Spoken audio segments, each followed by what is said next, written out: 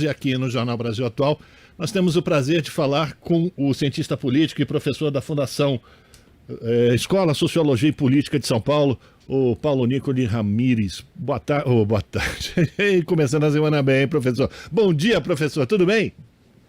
Bom dia. Tudo ótimo. Agradeço o convite. Bom dia a todos os ouvintes. É muita alegria a gente ter o senhor aqui conosco sempre, viu, professor? E a gente vai falar sobre o cenário político, a expectativa que a gente começa a viver nessa semana que dá o pontapé inicial às campanhas políticas. Como é que o senhor está avaliando todo esse cenário e também a leitura das cartas, né, em defesa da democracia? Lembrando que hoje tem mais uma carta que será lida pelo coletivo de professores na USP, mas como esse movimento da sociedade civil vem se colocando contra a movimentação de Bolsonaro, que claramente a gente vê a utilização da primeira-dama, a Michele Bolsonaro, numa tentativa de criar uma cruzada religiosa. Como é que o senhor está avaliando toda essa situação? E se o senhor concorda também com esse tipo de postura ou essa avaliação que eu fiz aqui, professor? Bom, primeiro, em relação ao início, né, da campanha eleitoral essa semana, podemos dizer perfeitamente que começou para valer nesse momento, né? Uma vez que até agora o Bolsonaro tem centralizado as atenções, já que é o presidente da República, e também porque, sendo presidente, a mídia deu até agora uma cobertura maior à sua pessoa. E é notório também que o Lula, por enquanto, tem se manifestado mais através de redes sociais, uma ou outra reportagem sobre sua pessoa, que sai nos jornais impressos, também televisivos, e isso pode ser um ponto determinante também para uma ascensão do Lula, né, e da campanha do PT. E esse é o temor da campanha bolsonarista, uma vez que Bolsonaro talvez tenha alcançado já o seu pico, digamos assim, nas pesquisas, uma vez que detém a máquina pública, detém mais atenção da mídia. E a partir de agora, a figura do Lula começa a aparecer com mais ênfase nos meios de comunicação, fazendo parte do cotidiano. Outro ponto também que é importante é que essa apresentação do Lula, mas pela mídia, né, e pela campanha eleitoral obrigatória, isso pode alavancar uma eventual vitória no primeiro turno. Tudo dependerá dos marqueteiros, porque o que nós vamos ver nessa campanha é uma verdadeira batalha de rejeições, né? Os bolsonaristas ainda usando teses antigas, né, do envolvimento do PT, do Lula em relação à corrupção, tese essa que o Lula consegue se defender muito bem, uma vez que os processos de Sérgio Moro evaporaram literalmente da mídia. A gente vê os meios de comunicação, inclusive, tratando o ex-presidente Lula, enfim, de uma maneira mais respeitosa do que 2, 3 anos atrás. Falta, claro, um pedido de desculpas. E o Lula, por sua vez, nessa batalha de narrativas, tem condições, sim, de reduzir, aliás, aumentar a rejeição em relação ao Bolsonaro, uma vez que o Brasil passa por situações tenebrosas de fome, miséria, crise, inflação, desemprego, fora a questão da pandemia, do desmatamento, enfim, o Bolsonaro é um presidente com um combo de catástrofes. Agora, em relação às cartas que nós vimos também sendo divulgadas há 2, 3 semanas atrás, e a carta da USP sendo lida na própria Faculdade de São Francisco, né, na semana passada, ela é um marco importante, uma vez que registra o desembarque de vários segmentos da sociedade civil diante do apoio ao Bolsonaro. E o maior exemplo disso é que vários grandes empresários brasileiros, a Fiesp, assinaram essa carta que mostra já um esgotamento do apoio que Bolsonaro tinha, né, desses segmentos empresariais e muitos deles conservadores. Isso pode ser uma pedra no sapato na gestão Bolsonaro, uma vez que o empresariado tem condições profundas, né, de influenciar segmentos de classe média e também a opinião pública, sobretudo a midiática. Então, o Bolsonaro lida hoje com este problema, né? Ou seja, apoiadores de 4 anos atrás, né, o setor empresarial, que era praticamente unânime frente ao bolsonarismo, hoje apoia o Lula. O Lula conseguiu, com essas tramas, né, das cartas, não ser apenas um representante da centro-esquerda, mas também dos progressistas, de parte do empresariado, enfim, de uma certa direita aliás, menos conservadora. Então, esse é um cenário que torna o Lula um candidato favorito, não exatamente por ser um candidato da esquerda, como eu disse, mas sim o representante da democracia. E o Bolsonaro, mais ou menos há 3 semanas atrás, lançou a sua campanha eleitoral numa convenção do PL, em que se destacou a figura da Michelle Bolsonaro. E houve, claro, né, mais do que ser um comício político, uma convenção política, parecia muito mais um culto evangélico, né? Isso pode ser uma outra pedra no sapato do Bolsonaro, uma vez que vários grupos religiosos hoje, sobretudo evangélicos, buscam gradualmente, e evangélicos também, buscam gradualmente dissociar a sua imagem do bolsonarismo. E isso porque a gente vê a ideia de que nem todos os evangélicos são bolsonaristas, é bom que se diga isso, e esse estigma, né, que se tem criado em relação aos evangélicos, de que são conservadores de direita, pouco instruídos, isso é um equívoco, claro, mas a gente não pode descartar que há, sim, algumas alas, né, potentes, principalmente as midiáticas dos evangélicos, a Igreja Universal, a Igreja do Malafaia também, essas igrejas, sim, a Renascer, são igrejas que abraçam com unhas e dentes o bolsonarismo. E, enfim, o que chama atenção também é o fato de que, como essas religiões podem continuar apoiando o bolsonarismo, uma vez que é um preceito bíblico a ideia de que devemos zelar pela paz, né? E, consequentemente, outros grupos evangélicos se aproximam de Lula, se aproximam, inclusive, de outros candidatos, que não o Bolsonaro, exatamente para desvincular essa imagem de um profundo conservadorismo, mas não é qualquer tipo de conservadorismo, é um conservadorismo aliado, né, a uma visão absolutamente ortodoxa, equivocada da religiosidade. Basta ver a relação do bolsonarismo com porte de armas, com desejo de pena de morte para aqueles que são considerados bandidos e tudo mais. Bom, resultado, essa semana começa para valer a campanha e a gente vai ver argumentos de todos os lados contra e a favor dos dois favoritos à candidatura à presidência, que é o Lula e o Bolsonaro. E uma última coisa é que essa eleição ela tem um caráter plebiscitário, né? Eu tenho dito isso algumas vezes por aqui. É a primeira vez na história do Brasil que nós vamos ter 2 presidentes concorrendo, 2 concorrentes com muita força, inclusive, concorrendo à eleição. De modo que o eleitor tenha um conhecimento, né, das práticas petistas, né, sobretudo com a figura do Lula e da Dilma, e práticas bolsonaristas.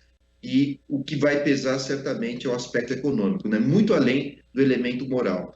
E o Bolsonaro tende a se enfraquecer diante desse aspecto, né, uma vez que os lulistas defenderão a tese de que toda a situação econômica piorou nas mãos de Bolsonaro, e o bolsonarismo tentará ainda defender a questão da corrupção, aliás, contra a corrupção, né, associada ao Bolsonaro, ao ex-presidente Lula. E diante disso, né, o Bolsonaro lançou uma série de pacotes de benefícios, nos quais a gente não tem garantia nenhuma que haverá permanência desses pacotes para o próximo ano, seja o Auxílio Brasil, né, o benefício de combustível para caminhoneiros, taxistas, motoristas de Uber, ou mesmo a manutenção do valor de R$600 a boa parte da população carente. Então isso vai pesar muito nessa campanha e agora, de fato, o jogo de xadrez se inicia nessa campanha. A gente está conversando com o professor Paulo Nicoli Ramírez, que é cientista político, professor da Fundação Escola de Sociologia e Política de São Paulo. Professor, uma ponta fraca, digamos assim, de toda a esquerda, e que isso mudou na última, a gente percebeu isso também na última campanha, as eleições municipais, mas foi a utilização das redes sociais e a utilização desse veículo de comunicação. O ex-presidente Lula tem recebido apoios de youtubers famosos como a Anitta, ou youtubers, uma cantora popular, a Anitta. Ontem ele participou de uma live com o seu apoiador agora, o Janones, que também tem um trabalho muito forte nas redes sociais. O senhor acredita que esse tipo de estratégia do Lula de se aproximar dos eleitores pelas redes sociais pode ser também um antídoto para as fake news, que certamente vão aparecer a partir de agora com muito mais intensidade, professor? E lembrando que as pesquisas devem refletir uma pequena recuperação do Bolsonaro a partir da entrada em vigor dessas medidas eleitoreiras que ele vem lançando no país, né?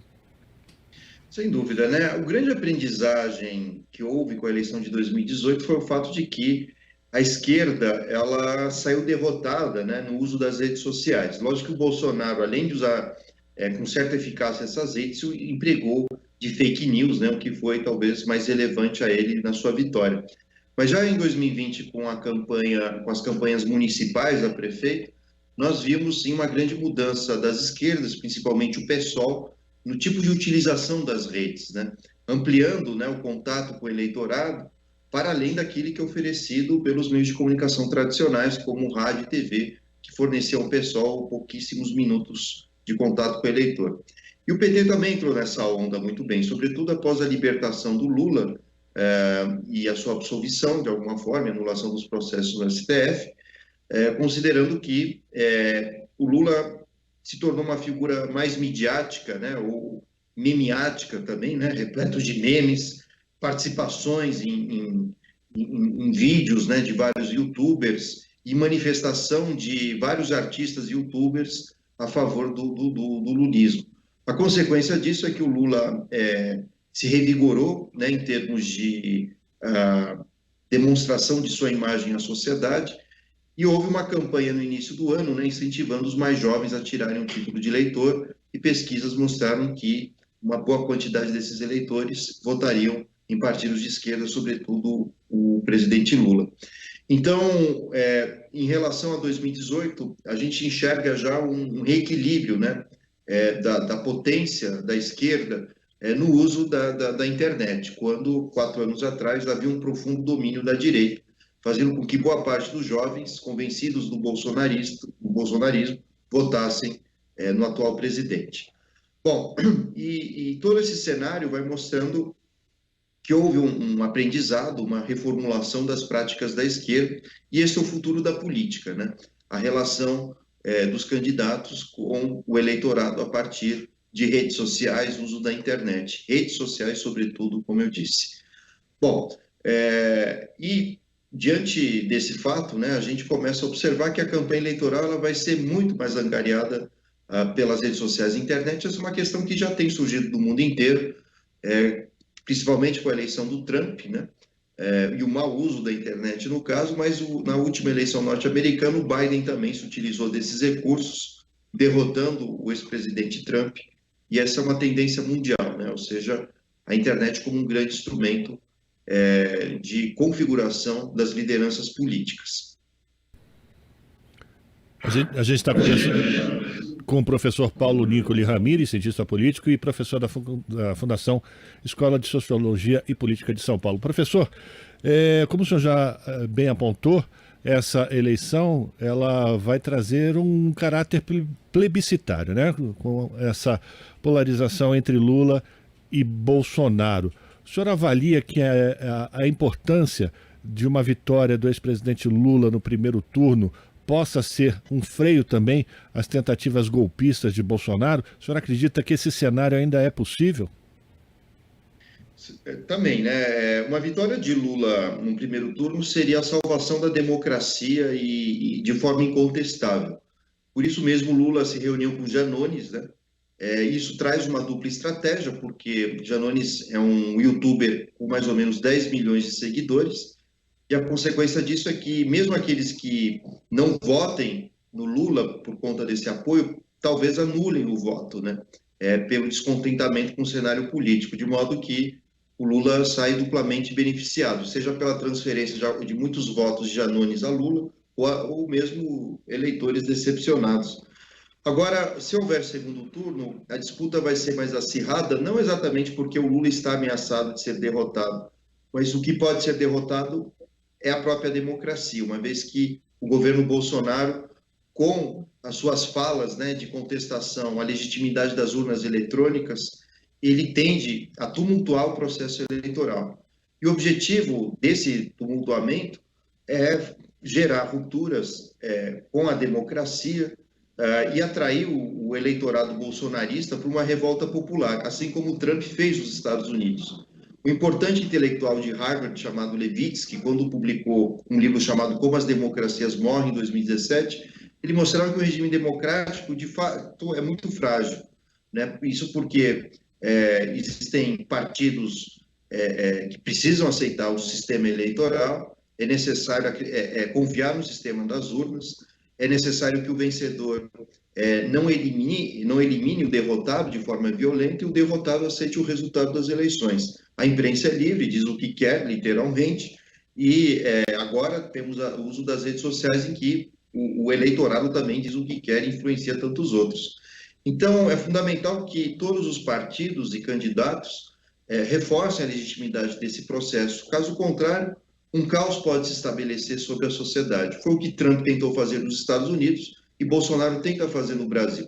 O que o Bolsonaro faz hoje já é antecipação do discurso do mal perdedor, daquele que não aceitará o resultado das urnas, e a demonstração maior disso talvez seja o movimento 7 de setembro, quando o Bolsonaro tentará mostrar o apoio das Forças Armadas à sua pessoa. Agora é o momento das Forças Armadas também mostrarem que nem todos são bolsonaristas e que há, sim, por parte de muitos oficiais importantes do Exército, do alto escalão, a defesa das instituições e das estruturas democráticas brasileiras.